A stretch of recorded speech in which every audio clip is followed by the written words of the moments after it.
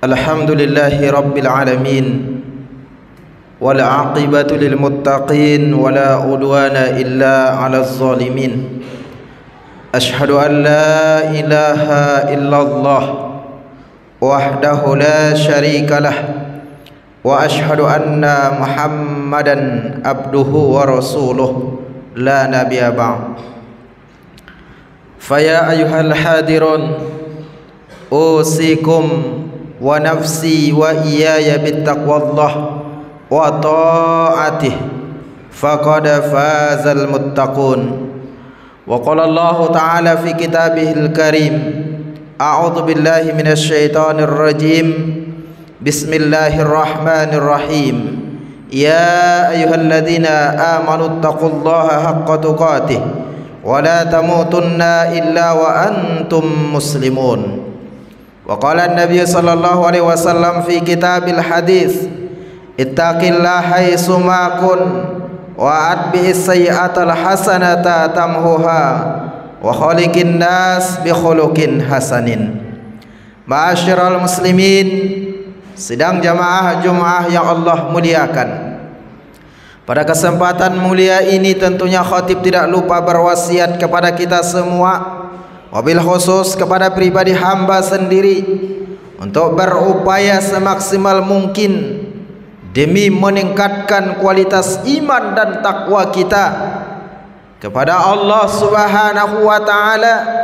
Karena dengan bekal iman dan takwa inilah yang akan menjadikan kita pribadi yang memperoleh keselamatan dunia dan akhirat, dan akan memperoleh kemenangan. Sebagaimana yang Allah firmankan dalam ayatnya, inna akramakum indallahi atqakum. Sungguh kata Allah, yang paling mulia di sisiku ialah yang paling bertakwa di antara kalian. Ma'asyiral muslimin, jamaah Jumat yang Allah muliakan. Adapun tema yang akan kita angkat dalam kesempatan Jumat kali ini, yaitu amalan dalam menyambut bulan suci Ramadan. Saudaraku jamaah yang Allah muliakan, tanpa terasa bagi kita tinggal menghitung jari, sebentar lagi kita akan masuk di Ramadan 1445 Hijriah. Artinya bahwa begitu cepatnya bergulirnya waktu. Rasa-rasanya kita baru melaksanakan Ramadan tahun kemarin, ini kita sudah masuk kembali di Ramadan tahun ini.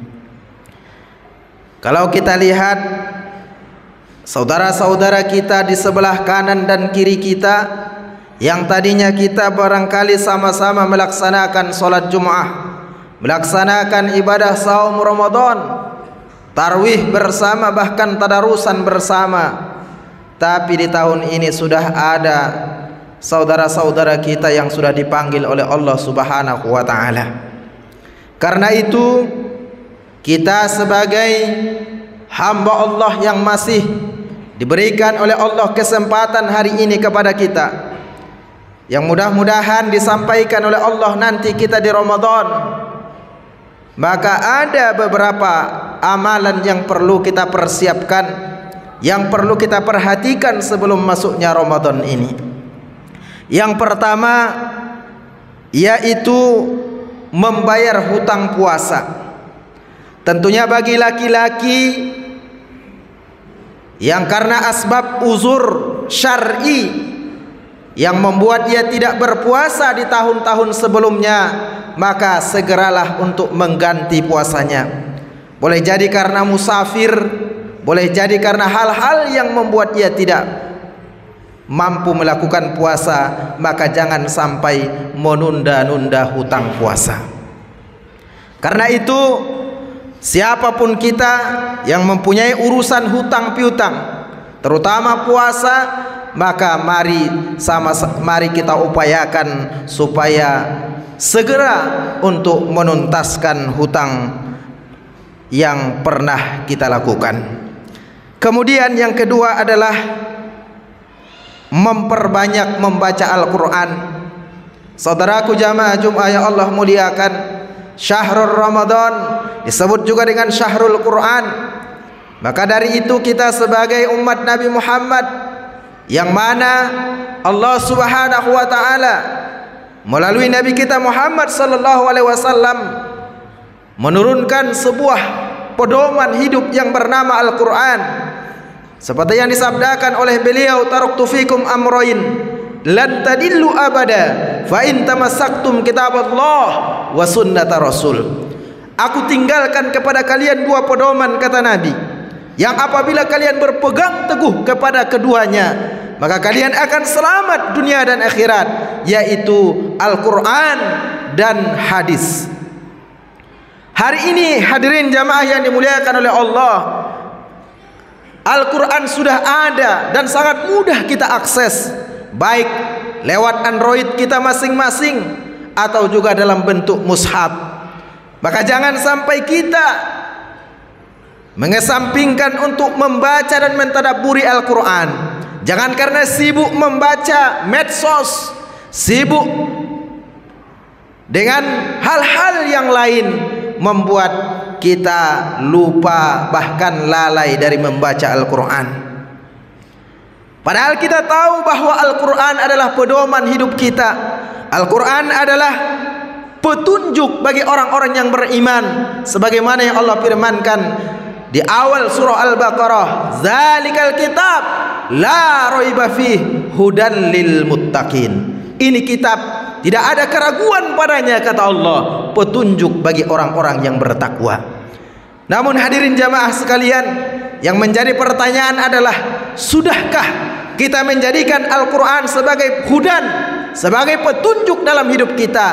Barangkali kalau kita boleh introspeksi diri, berapa banyak ayat yang kita baca setiap harinya, berapa banyak ayat yang kita tadabburi setiap harinya. Apakah kita lebih banyak membaca selain Al-Quran? Maka ini tentunya menjadi introspeksi bagi diri kita masing-masing. Hari ini setiap kita punya grup WhatsApp, setiap kita punya WA yang arus informasi begitu besar dan begitu cepatnya, maka diistilahkan dengan kredit media sosial. Artinya bahwa karena begitu banyaknya informasi yang masuk, kita pun sendiri sulit untuk membaca semuanya. Namun demikian, kita tidak boleh berlarut-larut dalam media sosial, karena bisa menyita waktu kita untuk melakukan hal-hal yang lebih produktif, melakukan hal-hal yang lebih bermanfaat.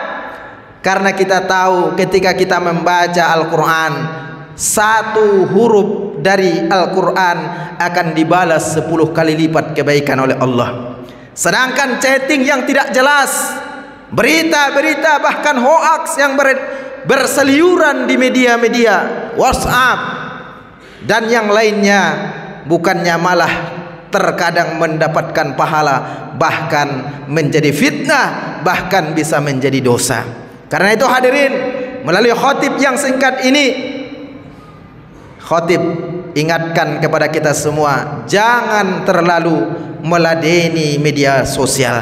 Karena kalau kita layani semua yang ada di medsos itu, habis waktu kita tanpa terasa. Waktu 24 jam yang paling kita gunakan efektif selama 1 hari 1 malam, berapa jam lah.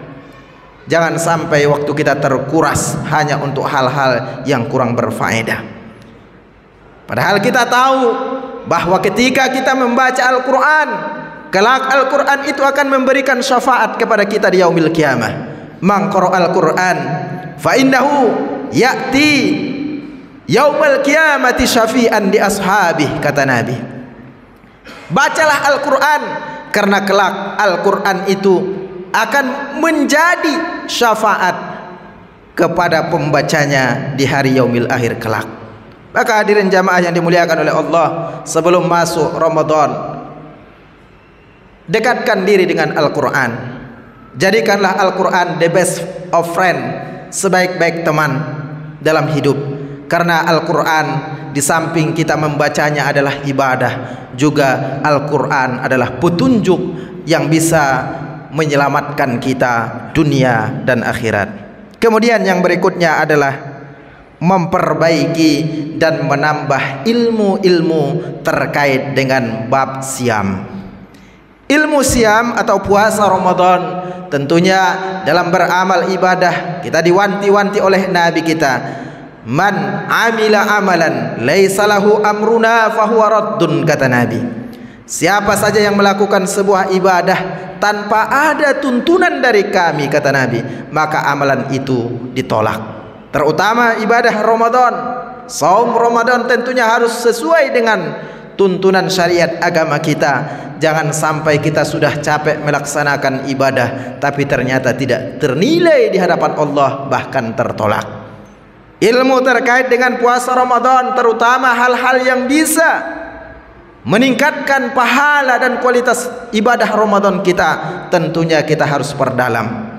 Dan juga kita harus mengetahui jangan sampai ibadah saum Ramadan kita sia-sia. Karena Nabi juga wanti-wanti, kam min shaim laisa lahu min siyam illal ju' wal atas.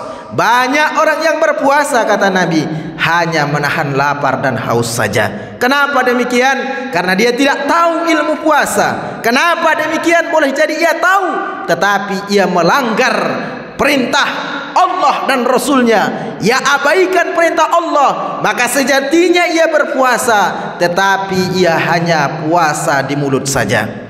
Matanya, anggota badannya tidak ia jaga dari hal-hal yang Allah haramkan. Inilah yang disebut oleh Allah orang yang hanya berpuasa menahan lapar dan haus saja.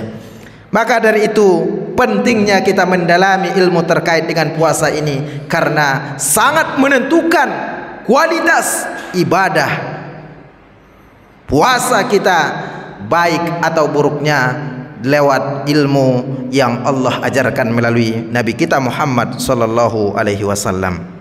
Kemudian berdoa, tentu doa ruhul ibadah. Doa adalah ruhnya ibadah. Walaupun tinggal beberapa hari lagi kita akan masuk ke Ramadan, tentunya kita tidak boleh putus dari doa.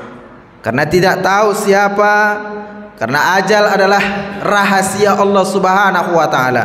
Kita tidak tahu kapan dan di mana kita dijemput oleh Allah ajal kita. Karena itu kita hanya bisa berdoa, memohon, bermunajat kepada Allah. Mudah-mudahan Allahumma barik lana fi Rajab wa Sya'ban wa ballighna Ramadan. Mudah-mudahan kita disampaikan oleh Allah di bulan Ramadan 1445 Hijriah.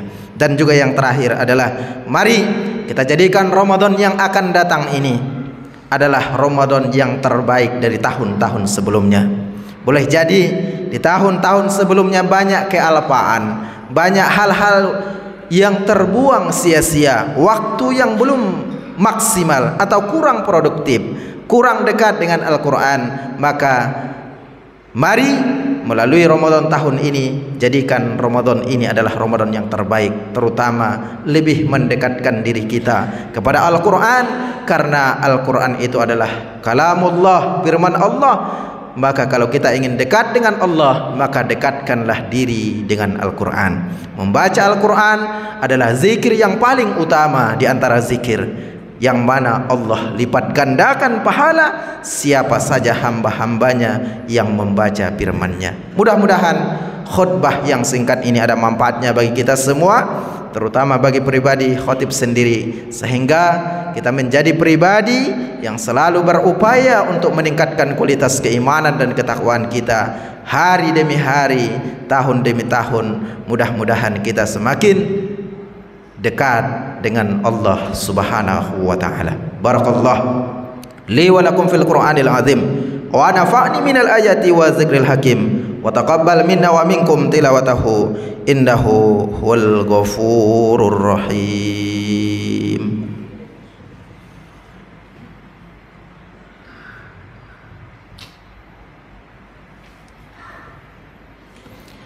Alhamdulillahilladzi hadana li hadza wa ma kunna linahtadiya laula an hadana Allah. Asyhadu an la ilaha illallah wahdahu la syarika lah وأشهد أن محمدا عبده ورسوله لا نبي بعد فيا أيها الحاضرون أوصيكم ونفسي وإياي بتقوى الله وطاعته فقد فاز المتقون وقال تعالى أعوذ بالله من الشيطان الرجيم بسم الله الرحمن الرحيم والعصر إن الإنسان لفي خسر إلا الذين آمنوا وعملوا الصالحات وتواصوا بالحق وتواصوا بالصبر اللهم صل على محمد وعلى آل محمد كما صليت على إبراهيم وعلى آل إبراهيم وبارك على محمد وعلى محمد كما باركت على إبراهيم وعلى إبراهيم في العالمين إنك حميد مجيد ورضي اللهم عن شهاداتنا أبي بكر وعمر وعثمان وعلي وعن الصحابة أجمعين وعن التابعين والتابعين بإحسان إلى يوم الدين اللهم اغفر للمسلمين والمسلمات والمؤمنين والمؤمنات الأحياء منهم والأموات برحمتك يا أرحم الراحمين اللهم اغفر لنا ولوالدينا وارحمهما كما ربونا صغارا ولجميع المسلمين والمسلمات والمؤمنين والمؤمنات الأحياء منهم والأموات برحمتك يا أرحم الراحمين اللهم أرنا الحق حقا وارزقنا اتباعه وأرنا الباطل باطلا وارزقنا اجتنابه اللهم يا الله يا رحمن يا رحيم يا مليك يا قدوس يا واسع المغفرة ربنا فاغفر لنا ذنوبنا وكفر عنا سيئاتنا وتوفنا مع الأبرار Ya Allah ya Tuhan kami, sampaikan kami Allah di bulan yang agung, di bulan yang suci Syahrul Ramadan tahun 1445 Hijriah ini ya Allah. Ya Allah ya Tuhan kami, berikan kepada kami kekuatan, berikan kepada kami keistiqomahan ya Allah untuk senantiasa taat mentaati perintah-perintah yang Engkau berikan kepada kami hamba-Mu ya Rabbana. Ya Allah ya Tuhan kami, berikan ya Allah kekuatan kepada kami untuk mentaati kebenaran. Perlihatkan bahwa yang hak itu adalah benar, berikan kekuatan kepada kami ya Rabb untuk mentaatinya. Perlihatkan kebatilan itu bahwa itu salah, berikan kekuatan kepada kami ya Allah untuk menjauhinya. Allahumma inna na'udzubika minal ajzi wal kasal wa na'udzubika minal jubni wal bukhl wa na'udzubika min ghalabatid dayn wa qahrir rijal wa na'udzubika min fitnatil mahya wal mamat wa na'udzubika min fitnatil masyihid dajjal. Rabbana hab lana min azwajina wa dhurriyyatina qurrata a'yun waj'alna lil muttaqina imama. Rabbana zalamna anfusana wa illam taghfir lana wa tarhamna lanakunanna minal khasirin. Rabbana atina fid dunya hasanah wa fil akhirati hasanah wa qina adzabannar. Ibadallah, innallaha ya'muru bil adli wal ihsan wa ita'i dzil qurba wa yanhauna 'anil fahsya'i wal munkar wal baghi ya'idzukum la'allakum tadhakkarun washkuruhu ala ni'amihi yazidkum was'aluhu min fadli yu'tikum wa la dzikrullahi akbar. Aqimis shalah.